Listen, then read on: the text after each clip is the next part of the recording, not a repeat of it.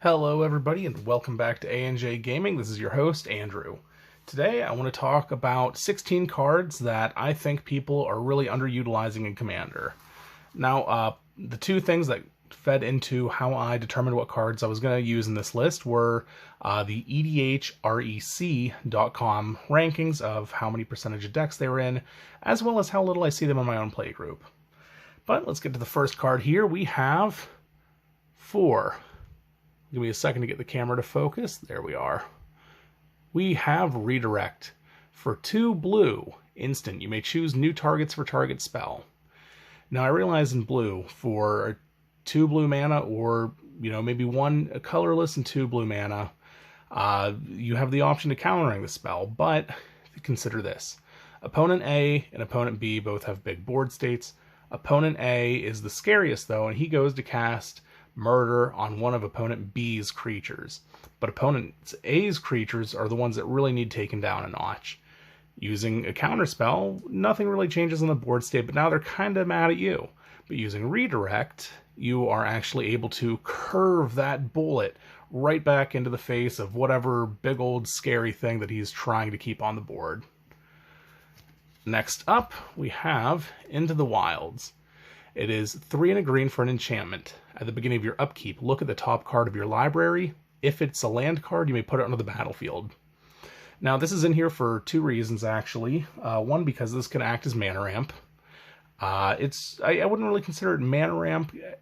Yes, it can do that, but I like to think of this as almost like a value engine, because it's either giving you a land at the beginning of your turn, or you're just looking at the top card, and it doesn't say reveal.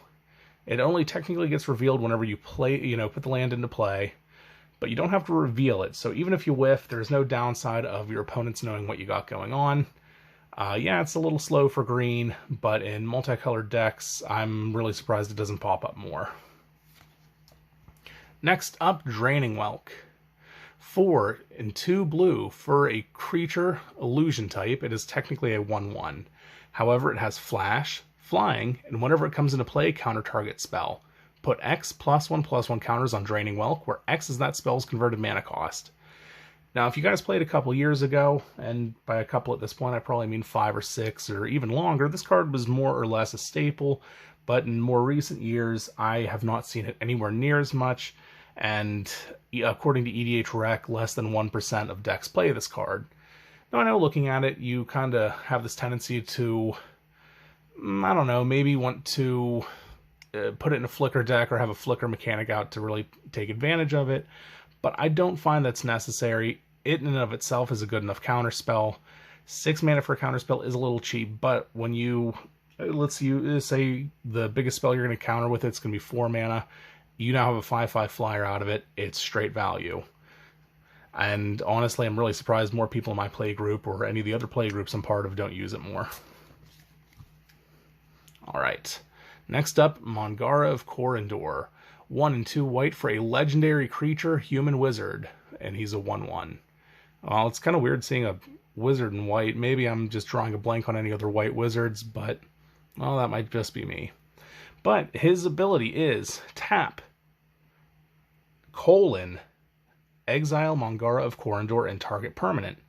Now, that colon being right here is actually very important, because since exiling him is not part of the cost, people are able to abuse it in terms of tapping him, then flickering him while the ability's on the stack so they get a free exile. Well, even if you're not playing a flicker deck, I feel like he's actually a pretty good removal card, and he helps you interact with the board state, because if he's out there and people know, oh my gosh, he can just exile targets, they're going to play around that. So they will probably mess with you less because they don't want you to exile their stuff. They might play a lot more passively, waiting for a board wiper for their own removal to come up. But even if you're not going to abuse the crap out of him like a Rune deck would, or a Brago deck, I think he's a great card, and I'm surprised he doesn't see more play.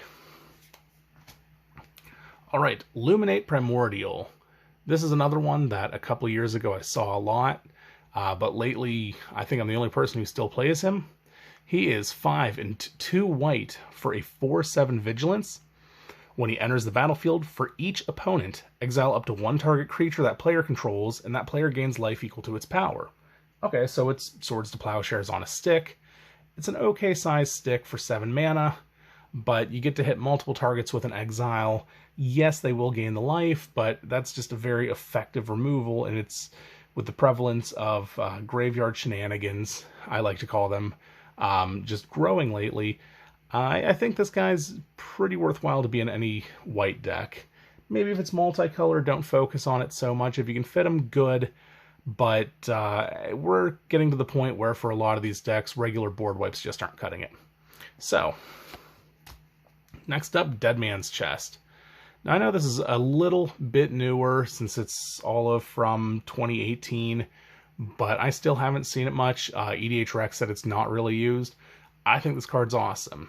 It is 1 and a black for an enchantment aura. Enchant creature an opponent controls. When enchanted creature dies, exile cards equal to its power from the top of its owner's library. You may cast non-land cards from among them for as long as they remain exiled, and you may spend mana as though it were mana of any type to cast those spells. Okay, this is great. It's EDH, stuff's gonna die. If it's big, you get to cast, potentially, let's say it's an 8/8, because that's the big scary thing that everybody's gonna want dying, and you're able to land this on that 8/8. Congratulations, you get 8 cards from the top of their library. Sure, you're probably gonna hit 2-3 lands, maybe 1 or 2 things that won't really help out too much, but that's still 8 cards that could possibly really swing the game in your favor. And because this doesn't have the clause like a lot of cards that do similar effects do, of you can cast these as long as this remains on the field, or as long as this card's in your graveyard, or, or anything like that. It just says as long as those cards remain exiled. Yes, there are ways of fixing that. They're not super prevalent from what I've seen either, and I don't feel like they really should be more prevalent. Yeah, they could help in a couple instances, but big deal. So I think this card's just a powerhouse really waiting to go off. Next up, Multani's Avatar from Dominaria. He is 4 and 2 green. Legendary creature, elemental avatar. He is a 0/0 on his own with reach and trample, but he gets +1/+1 for each land you control and each land card in your graveyard. And then he has the ability of, for 1 and a green, and returning 2 lands you control to their owner's hand, return him from your graveyard to your hand. Okay, well this is kind of cool. It has a little bit of a recursion built in. Let's say by the time you cast in most decks, well especially since it's green, you're probably not relying too heavy on mana rocks, so you probably have every bit of 6 or 7 lands out. That's awesome. He's going to be a 7/7 with reach and trample. Plus, who knows how many fetches are in your graveyard. Who knows? Maybe he's going to die, but he's not too hard to bring back, and he can just be a constant board threat. And again, this is based off of EDH REC and what I've seen, and he's not really used in anything. I think he's going to end up being more of a green staple once a couple people start playing with him and realizing how good he can be. Right, Master of Warcraft. Yeah, you see the little commander logo there, so that kind of says that some people did used to use it, but for some reason I haven't seen it a lot lately. There are a lot of decks with red and white, and I don't know, this is a game winner. I've used this in several different games to win. I've used it to help somebody else lose. But anyway, it is 2 and 2 hybrid red or white, and it's an instant. Cast Master of Warcraft only before attackers are declared. You choose which creatures attack this turn. You choose how each creature blocks this turn. Cool, I can just let that massive horde that opponent A has building up right into opponent B's gates. Or maybe opponent A is swinging at me, or talking like they're going to swing at me. After I weather the storm from him, I can help opponent B get in there and beat him in the face. Maybe I'll use this when I'm attacking to let the damage go where it needs to go, or let the creatures get where they need to get. But it's just such a versatile card that I'm really surprised it's barely played anymore. And I think that, maybe once I start getting a couple more tricks out there, maybe a couple more deck techs, I feel like this card's going to get way more play. All right. Next up is probably one of the biggest jerk moves you can pull in a game, and that's World Purge. It is 4 and then 4 hybrid white or blue, so that's 8 mana total. It's a big spell. It's a sorcery. Return all permanents to their owner's hands. Each player chooses up to 7 cards in his or her hand, then shuffles the rest into his or her library. Empty all mana pools. Okay. So you basically reset the game to turn 0. I mean, it's even bouncing up the lands. You can't float mana through it.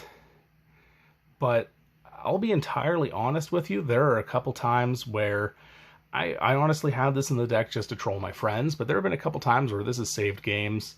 Might not have come in first afterwards, but a second, just because I was able to take the person being way too aggressive all the way back to turn 1. We knew what they were doing. We knew what was going on. We could fight back against it. It turned into a game of arch enemy, really. But it was because of this card. Now, do I think it's going to become prevalent enough that it's going to be even in 5% of decks according to EDH Rec? No, but I'm really surprised it's in as little, or rather it's in as few as it is right now. Right. Unsafe. As soon as I saw Admiral Beckett Brass from Ixalan, I just thought of the stupid, how cool it would be to give a pirate a giant scythe, but the card is Unsafe, Killer of Kings. It costs a blue, 2 black, and a red. It's a legendary equipment. Equipped creature gets +3/+3 and has first strike. Whenever a creature dealt damage by equipped creature this turn is put into a graveyard, you may remove that card from the game. If you do, you get a 2/2 zombie token. Yeah, it costs a little much. It's very color specific, which is probably why it doesn't see too much play. But an equip cost of 2 and all the benefits behind it, especially if, they're playing Grixis, I don't really see why it's not getting more play, especially in decks like a Jaleva deck who wants to be swinging constantly. Well, make her hit a little harder, so now people don't just have to worry about what spells you're playing, but also the commander damage. Now they have to worry about how they're blocking it.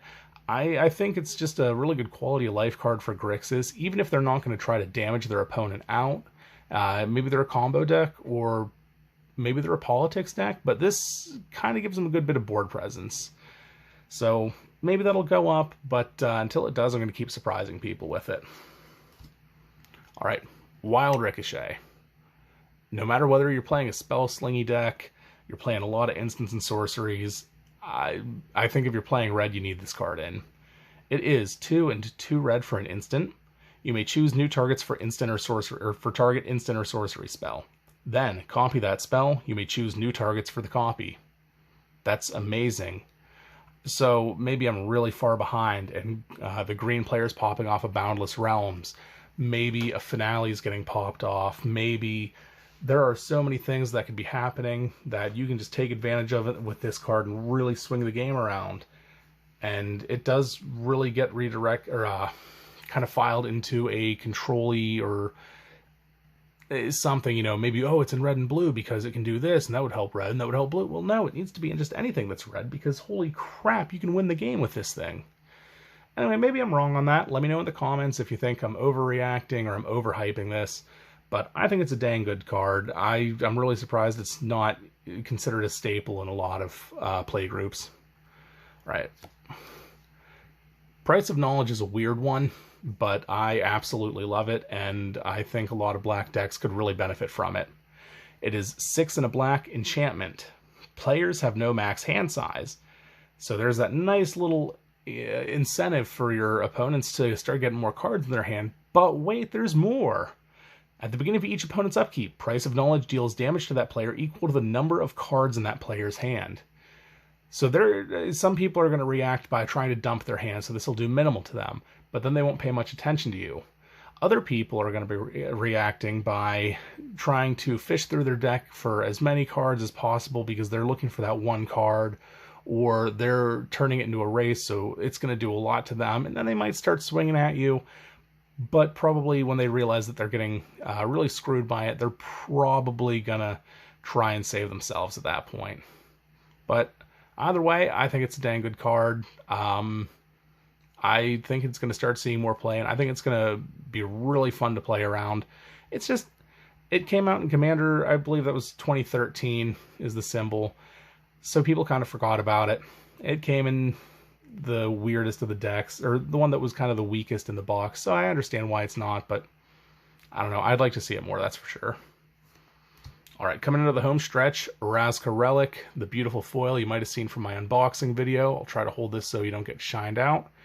It is 3 mana artifact. It has Ascend. Tap, add a colorless to your mana pool, or tap and sacrifice it. Gain 3 life and draw a card. Activate only if you have the City's Blessing. I play this in my mono blue deck. First off, mana rocks are great for mono blue, but it's Commander. I'm going to get to 10 permanents. This is probably going to survive to the 10 permanents even if I get this out on turn 2. Because it's not a threat, it's only quality of life. But more cards in the blue player's hand it gets pretty scary. So I think more people are going to kind of start taking advantage of this. Probably not in 3-color decks, but I can see it stretching into 2-color decks and maybe mono white, mono black decks, just because I feel like it's a very quality card. And it looks really cool if you can catch the foil through the sleeve I have on. Yeah, really cool looking. All right, Springjack Pasture. All right, this is... It started off as a pet card, well, a joke pet card, because one of the people who actually taught me how to play Magic, I don't know if he was a furry, but I thought he was a goat sometimes. Cool guy. He played a set of these in every deck he played, and he just had the coolest decks. He didn't always win. He didn't always play to win. He had a deck where he literally jumped into a game just to interact for about 10 minutes and then milled himself out just because he knew it would confuse the crap out of everybody around him. Anyway, getting to what the card actually is. It's a land. You can either tap it for a colorless, pay 4 and tap it to get a 0/1 white goat creature token, or you can tap it, sacrifice X goats to add X mana of any one color to your mana pool and gain X life. Okay, well, that's really cool. You can pay 4 to get a blocker out. You can start building up a goat army because you're playing tokens and you have a doubling season-esque effect, and all of a sudden, you have this mana ramp that you weren't expecting, and you're gaining life, and it's just a fun card to play. Again, this all these sleeves are my mono blue deck. Don't ask why they're in yellow. It's great because you can create at least a little bit of a board state over time because of it, or you can create a chump blocker out of nowhere. Great card. Really hope people start remembering it. All right, Wayfarers Bobble. Yes, it came in a commander set. That doesn't mean people really know what's going on with it. 1 drop, artifact. Pay 2, tap it, sacrifice it, search your library for a basic land card, and put that card on the battlefield tapped, then shuffle your library. It's an artifact, rampant growth. Blue doesn't have mana ramp. Red, black, white don't have mana ramp. So if you're playing a mono color, or you're even playing colorless, how are you going to mana ramp? Yeah, there's Solemn Simulacrum, but you're a little limited to that, and depending on what lands you're trying to... Well, he can only grab basics as well anyway. But either way, you're going to want more options for that because, in my eyes, mana ramp is a form of card advantage. So being able to rampant growth in whatever color or colors you aren't in, I think that's absolute quality. And I feel like this should be a staple in most decks. All right, last card, Glimmer of Genius from Kaladesh. It is 3 and a blue, instant. Scry 2, then draw 2 cards. You get 2 energy counters. Okay, who cares about the energy? There are a couple other cards that do similar effects, but they're all sorcery speed. Yes, the sorceries have a scry 4, then draw 2, but they're sorceries. I'm playing blue. I want to be able to interact with the board at any given time. I want to have as much mana open as possible. So yes, I'm losing out on the scry a little bit, but the fact that this is instant, so I can wait until it gets all the way around the table to right about being my turn, and then boom, set my hand up, that's awesome. But look at the other side on, consider the other cards, the sorcery ones. Sure, I'm getting a better look at the cards with the scry. I'm still drawing the same amount, but now I have 4 less mana to sit with, so people won't expect a counterspell or 2. They won't expect a Pongify. They won't expect a washout if I have a way of giving the other things flash. But I think this card's just way better value than the other ones. I know a lot of people look at the better scry and choose that, but that's just my 2 cents. That's the end of the list, guys. Thanks for joining me for it. If you have any feedback, please let me know in the comments. And if you have any questions about why I picked some of these cards, feel free to ask. You know, I love Magic discussion. It helps us become better deck builders. But all right, I will see you guys in the next video. Andrew out.